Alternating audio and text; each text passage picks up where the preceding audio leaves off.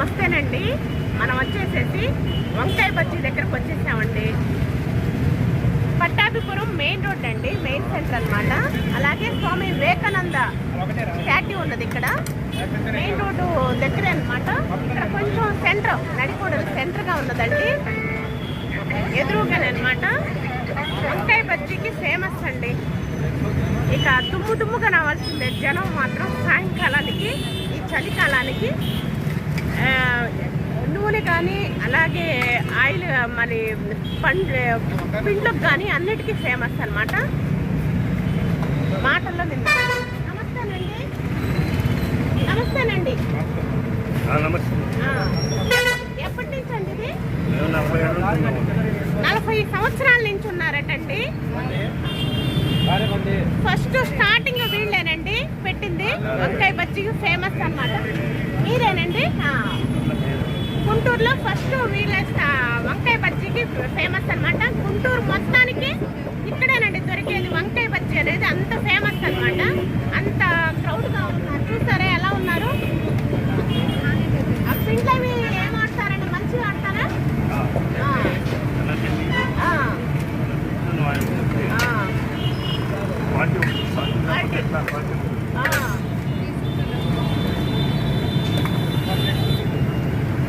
Oil కానీ అలాగే పిండ్లు కానీ క్వాలిటీ వాడతారటండి.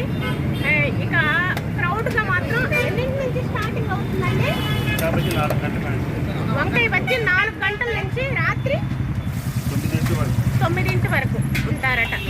మధ్యాహ్నం 4 నుంచి ఈవినింగ్ సాయంకాలం 4 గంటల నుంచి 9 వరకు. ఇంతేనండి, క్రౌడ్గా ఉంటారనమాట. దుమ్మే జనం అంతా కూడా. ఇదిగోండి ఇక్కడ కొబ్బరి తాడులు చాంతాడు కట్టారనమాట గోహర్కి కూడాను. చూసారా క్రౌడ్? చూడండి ఒక్కసారి. అదిగోండి వివేకానందుడి స్టాట్యూ అక్కడ ఉన్నది. వివేకానందుడి వారి విగ్రహము. దానికి చక్కగా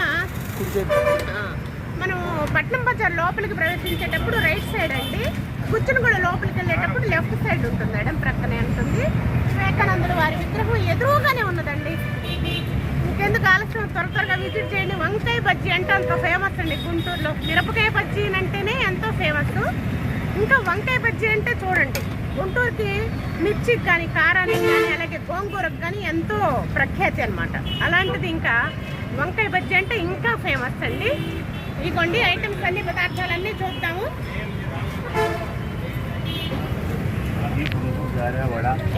ఇదిగోండి మెయిన్ పెరుగు, చిక్కటి పెరుగు వేస్తున్నారు. వంకాయ బజ్జీలో పెరుగు వేస్తారండి.